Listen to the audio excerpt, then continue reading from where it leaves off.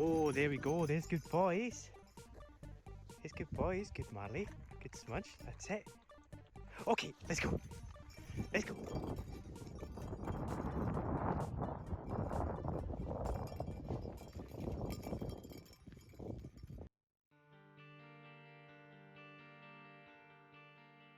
This is not a review of The Binding of Isaac. If you want to know what I think, it's good, it's well good, but it kind of defies comprehensive analysis, doesn't it? You say the word roguelike and I think of The Binding of Isaac, which is quite an achievement both because rogue exists and because it might not actually be a roguelike. It's not turn-based. I've heard some people call it a roguelite, but I'm not entirely sure what that actually means. You know what, now that I say this out loud, maybe I'm just misinformed. Let me start again. You say procedurally generated indie game, and I think of The Binding of Isaac. There we go, that's much better. So far as I can tell, it basically kickstarted the whole roguelike, or roguelite, or whatever the hell you want to call it, indie craze of the 2010s. Every time you start a new game in Isaac, the items, enemies, and levels are decided on a roll of the dice. The game usually takes under an hour to finish, but die once and you're booted back to the beginning and the whole game gets re-rolled. It makes a lot of sense for an indie game with limited resources. I'm sure getting the procedural generation to work was its own nightmare, but it allows every asset to go much, much further. That boss that was giving you trouble becomes a lot easier on a different playthrough with different items and a different room layout. It's a bit like shuffling a deck of cards. It's fundamentally the same game, but you'll have a different experience and different strategies depending on what you draw. I hated it. I played it soon after Rebirth came out and I thought it was... Actually, are we past the minute mark here? Aye, okay. I thought it was shite arse. The random generation and the limited information meant that the whole game felt totally out of my control. The main complaint is obvious. I didn't understand how most of the items worked, and even when I did, that wasn't a guarantee that they would be any good. Getting a string of bad luck and being unable to do anything about it was frustrating. It felt like the defeat was predetermined, but each time I was dedicating half an hour to finding that out. Failure felt completely out of my hands. But there's a flip side to that problem that's less obvious. Success fell out of my hands as well. When I succeeded, it didn't feel satisfying because it didn't feel like I had accomplished anything. It felt like I had just rolled the dice and happened to land on a 6. And the only way to reclaim control of that paradigm, as I've described it, is to re-roll the dice. So the game just devolved into an increasingly impatient shamey resetting the game every time a run wasn't going that well. It felt essentially like an elaborate game of snakes and ladders with big pictures of shit scrawled all over it. And that's probably something to talk about as well. The scatological fixation felt gratuitous and unnecessary. Most of the items and enemies in Isaac weaponize some form of bodily fluid. The tears are one thing, but then you have the snot, puke, blood and guts, farts, piss, a veritable rainbow of shits, including a literal rainbow shit, and, of course, the... Look, one of the levels is called The Womb. This would probably be a good time to reiterate that content warning. It's all so crudely drawn that the disgust is never visceral, but I still found it repellent. I don't want to go further into specifics, partly because I don't want to be dismissive, but mainly because I'm really squeamish and I don't like to think about it too much. I'm just going to go, ew, gross, and move on. Now, like, the holes in that argument are pretty obvious, right? Like, hey, wow, you're squeamish and you don't like its sense of humour. Fancy that. I could sit here and detail how the mechanical choices and the art style limit the appeal, but that is so obviously the point that it would just be redundant. If you sanitised the game, it wouldn't be an improvement, it would just stop being The Binding of Isaac. I put all this time and effort into explaining myself, but sometimes the most honest and legitimate criticism is also the most basic. It's just not my cup of tea. You know, you don't need to have a 7-hour video to have an opinion on something.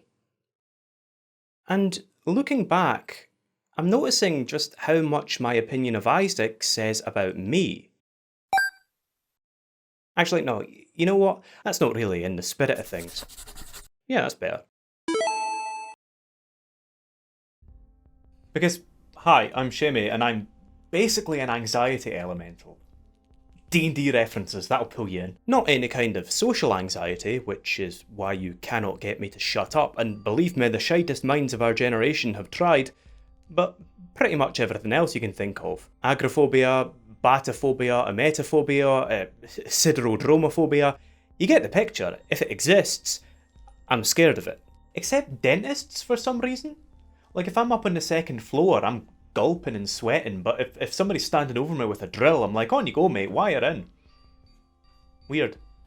I've been dealing with this since 2009, but it's only really in the last couple of years that I've decided to start taking it seriously. I started doing CBT, that's cognitive behavioural therapy, not the other thing. I discussed medication and went on SSRIs, and I started reading some of the literature. One of the things I read was the Thrive Program's book on emetophobia, which ordinarily I would have been skeptical about, but it came recommended by like my closest friend, like somebody that I trust implicitly. So I thought, what the hell, right? And it helped illuminate some of my biggest problems. I get so anxious because I am a massive control freak. No wonder I never thought about it. You say control freak to me and I think of like the mean girl, the antagonist in a mid-2000s high school rom-com who's sitting there like, oh my god, Dad, the button needs to go purple, violet, magenta, not magenta, violet, purple. My quinceañera is ruined. I've not actually seen any mid-2000s high school rom-coms. I've pretty much only seen the Digimon movie. But anyway, no, it's not that. It is like literally a deep unease that comes when I'm not in control of something. And I feel like the best way to illustrate how crippling that is kind of by making fun of myself. One time, I was in the middle of town and I had a panic attack because I realised that if my heart stopped beating, I would die. Which is true, that's true, I have that correct, but, like, for no reason? Like a fucking Monty Python skit, like I was going to suffer a fatal heart attack? I used to get really anxious in open spaces because if gravity were all of a sudden to stop working, there would be nothing that I could hold on to, which is not scientifically sound on any level, to say the least. You know, it's like my old pal Vanessa Carlton used to say, if I could fall into the sky, do you think time would pass me by? Actually, no. I think you'd die. Diddly diddly. The big one, though, the anxiety that has caused me the most trouble is emetophobia, which is the fear of throwing up. And I'm not going to go too far into that one because honestly it still throws me a bit, but like, man, I'm from Scotland. Like, getting drunk and throwing up in your neighbour's daffodils is pretty much our national pastime. You know, my social opportunities as an adult have been kind of limited. Before we go any further, I want to be clear about something. I'm having a laugh to make this easier on everybody, mainly myself, not to put myself down. I know how ridiculous this is. Like, I've always known how ridiculous this is. But there is an important distinction that it took me years to understand. The problem was never that I was worried that my heart would stop beating or that gravity would suddenly reverse. Even in the throes of a panic attack, I knew with perfect clarity that that was not actually a possibility. It's just that knowledge didn't help calm me down. Again, the problem was never that I believed any of this would actually happen. The problem was that I wasn't in control. I can't remember where I heard this, I think it was probably in therapy, but the way it was explained to me was this. Like, over the years, my brain had literally rewritten itself to focus on anxiety. Humans are miracles of evolution, but as animals, we are hardwired to make certain associations. Like, we are designed to recognise fear or pain or danger and literally rewrite our brains to avoid that in the future. And when you successfully avoid fear or pain or danger, your brain is designed to congratulate itself and release the endorphins. So say I'm out and about and I'm up on the second floor. That's the third floor for you Americans.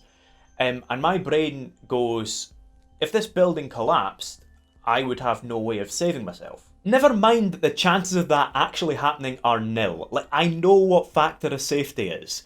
It doesn't matter. My brain still goes, I'm not in control of this situation, and so therefore I am in danger.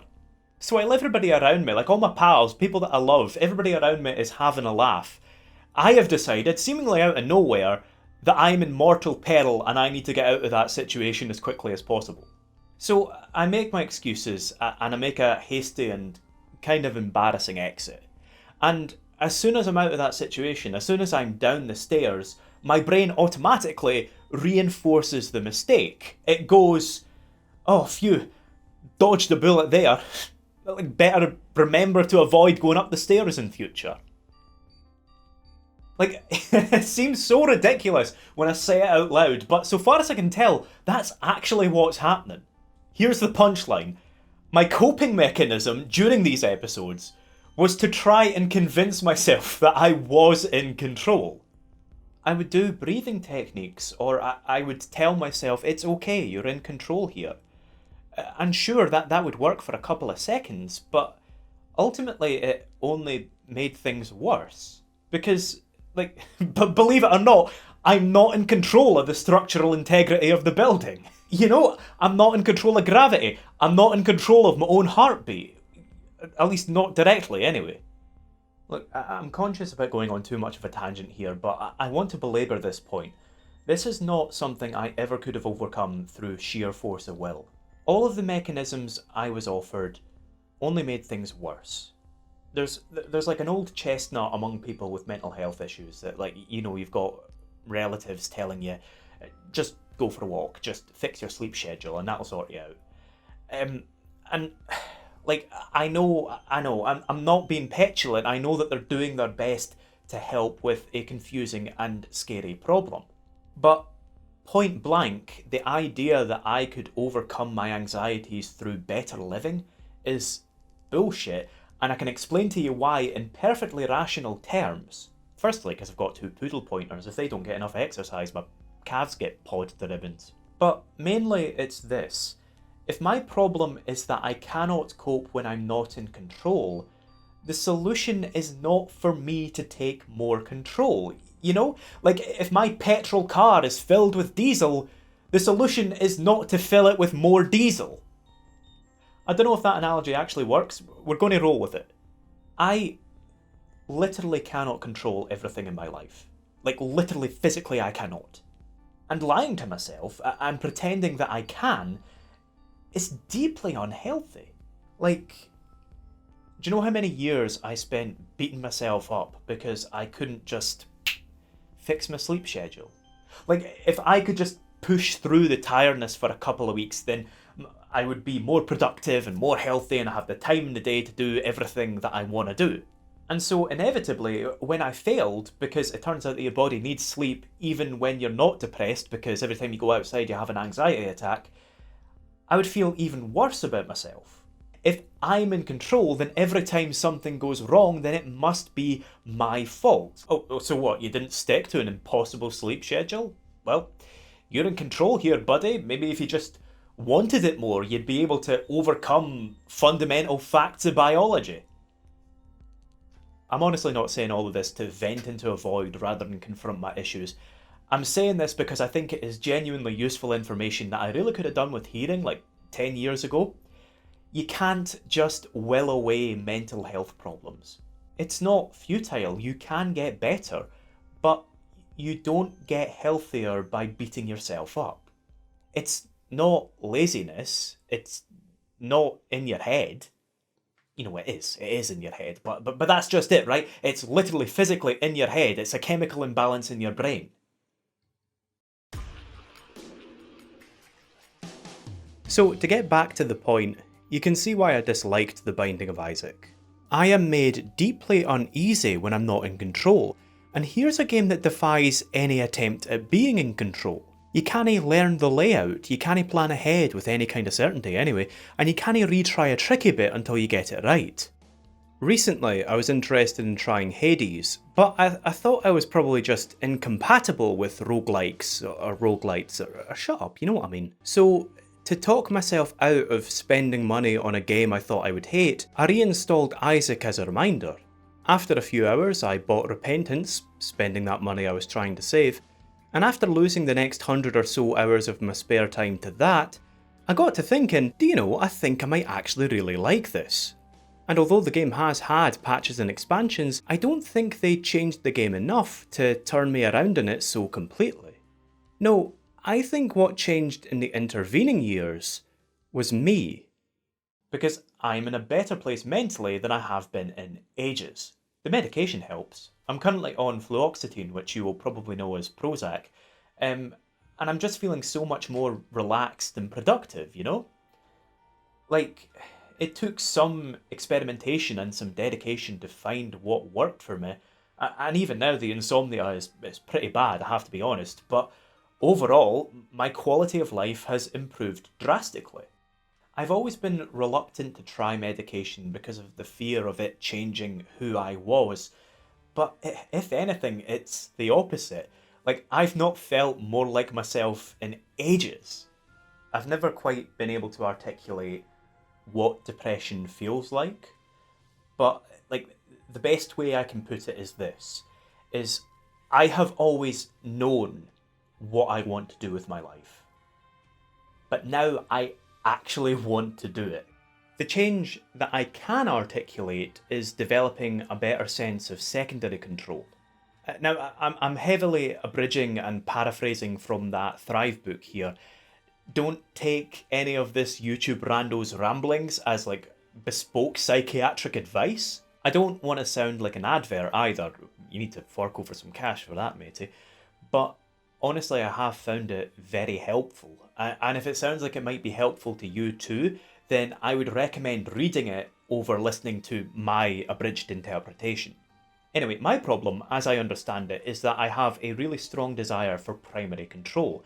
Like, I have to feel like I am in complete command of a situation in order to feel safe. And that's an issue because, like I say, I'm not. So that leads to me trying to control things that I can't, like, for example, feeling sick. The solution is to develop a better sense of secondary control, the belief that I have agency and that I can handle a situation even if I'm not in complete control of it. And while it is a struggle to rewrite decades worth of mental habits, I think I'm doing alright.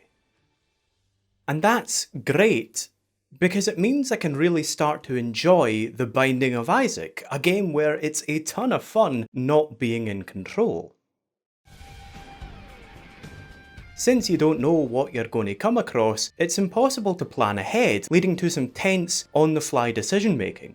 You have to change your plans at a moment's notice to respond to whatever you come across. Make the most of items you'd never voluntarily use, or cobble together a big brain strat quick smart and go on an absolute tear. I've never really found emergent gameplay much fun, but this has made me something of a convert. You don't get that kind of fun in more structured games, which give you all the time and space you need to plan your strategy. Of course, that's not to say that structured games are worthless, just that I think Isaac helped knock me out of a fairly rigid and limiting mindset. Even in the most consistent game in the world, there's still a rogue element that you can't account for. And oftentimes, when I encountered something I wasn't expecting in a game that I think I know well, maybe a rare attack pattern or a tricky bit of timing, I would get frustrated. "That's bullshit," I would cry, or "Oh, get it up, you game," as if the game itself is, like, sentient and out to get me, which is a really conspicuous bit of cognitive dissonance now that I say it out loud. I'm good at this game, I've read the wiki, I have a YouTube channel, and so therefore when I lose, it must be the game's fault? No, it's just that I need to get better at it. It is impossible for me to take that petulant tone with Isaac, which has no pretenses about not being bullshit. To enjoy this game, I needed to develop that better sense of secondary control, the ability to roll with the punches.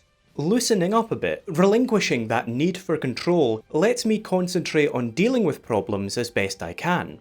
I found myself really enjoying the feeling of not having a plan going in. I get to just boot it up and see what happens, with no expectation of winning, and I'm having a lot more fun with that process. Aborting a run when... that's a bad choice of words. Restarting when things were going poorly was not a good way to go about it. Isaac, by design, isn't much fun to play starting out. He's sluggish and weak, with floaty tears nudging the enemies around when they connect at all. And there was me restarting every time something went wrong. But carrying on instead, making the most of a bad situation, rolling the dice in a pill, tanking your stats and then carrying on and clutching out a victory anyway? That's fun, that's exciting, you beat the odds. And if you didn't, well, you went down swinging at least. It's gotten to the point where I don't even really like using seeds that much. You can retry a promising run that went pear-shaped, but I found that kind of min-maxing pretty boring, because a lot of the excitement of not knowing was sucked out of the game as a result. And I think the aesthetics go hand in hand with those mechanics. I thought the fixation on being gross was unnecessary and immature, but, and maybe I'm taking myself too seriously here, but that's a pretty cushy position to be in, isn't it? Being able to point at something that makes me uncomfortable and go, that's illegitimate. It's pretty easy for me to avoid anything I find disturbing or challenging, but not everybody has that luxury, and not everybody finds the same things disturbing that I do. The scatological aesthetic isn't beyond reproach, and it's absolutely not my style. But that makes sense, right? Because I'm clearly a very anxious person, and the game is quite stark in portraying some pretty horrible stuff. Its gross aesthetic and religious iconography are both responses to Ed McMillan's life experiences. And I don't pretend to have any insight into his thought process besides that which he's made public. But then, I don't think the specifics of a visual or thematic analysis matter as much as the overall effect.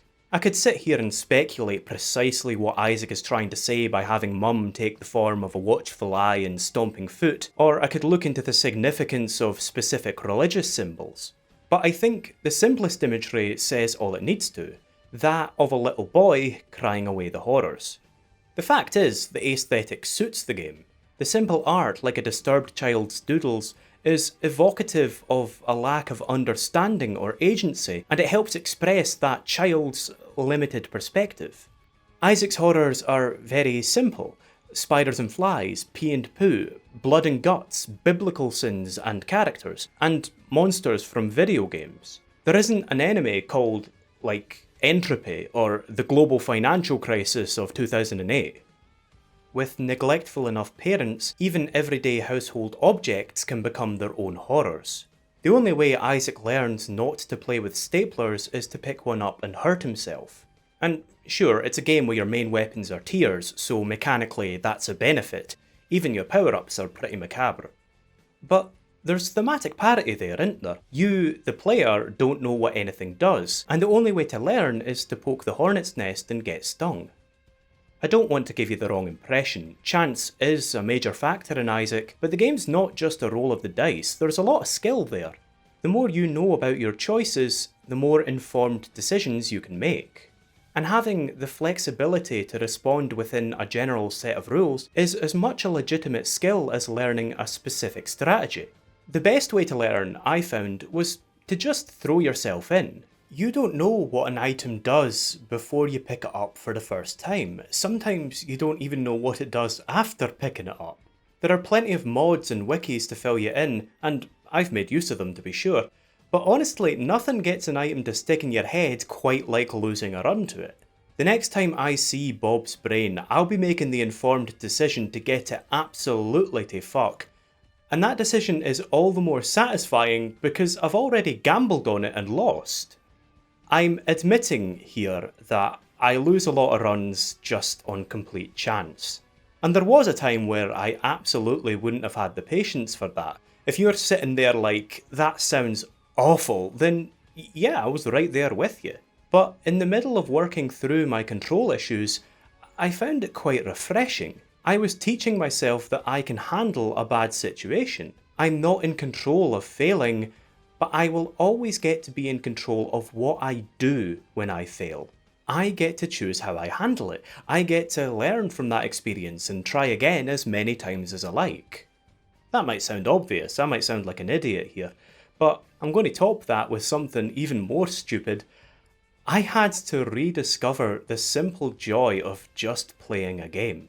I was sitting there trying to get it right first time, trying to avoid making stupid mistakes, trying to be in control of the learning process, and all it did was make me not want to play. It's no wonder I kept returning to old favourites I already knew like the back of my hand.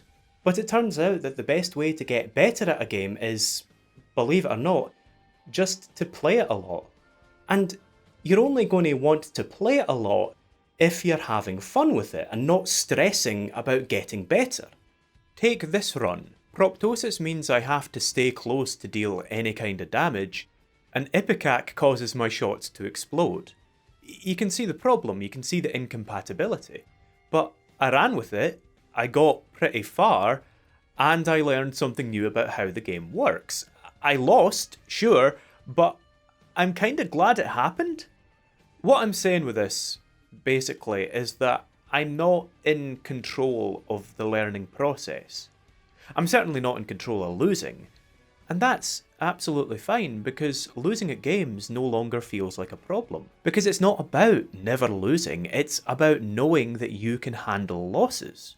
And that is a broad idea that I can apply to a lot of other games. I can't wait for the next time a multiplayer game gets its hooks in me. I said at the beginning this wasn't really a review of The Binding of Isaac, and this is what I meant. A lot of the stuff I've been talking about isn't really specifically about that game. I just found playing it quite illuminating, because, if I'm being such a control freak about something as trivial as computer games, then it's no wonder I'm having problems everywhere else. I'm not in control. And that's okay, because that's life, isn't it? This is possibly the most embarrassing thing that I have ever said, but in life, like in Isaac, you just have to deal with the hand you're dealt. Ugh. Yeah, I wish I hadn't said that too. And I don't mean that just man up and get on with it, or to belittle serious problems that people struggle with. This stupid YouTube video is not a universal cure-all solution for mental health problems. I don't even think that I'm cured. I don't think I will ever be cured. I think that this is something that I am going to be struggling with for the rest of my life. And that is okay. That's alright. Because I'm doing pretty well at the moment, but I know for a fact that I'm going to go through another rough patch in the future. But rather than worry about that, rather than try and be in control of that and try and prevent it from happening at all, I've just got to trust myself to handle it.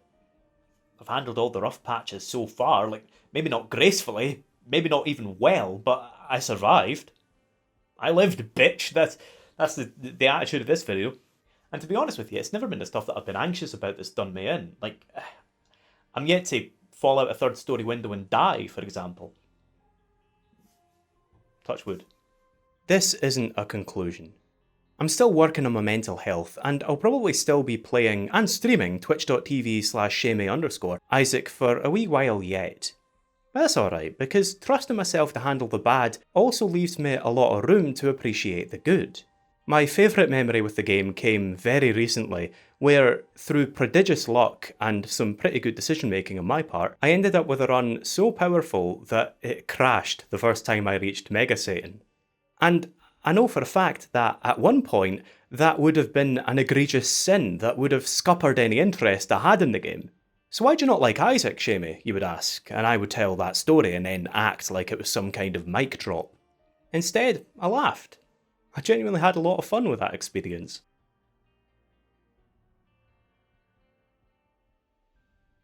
Of course, it turns out that Isaac saves frequently anyway, so I never actually lost anything. And that means that I can show you this. Fuck you, Satan!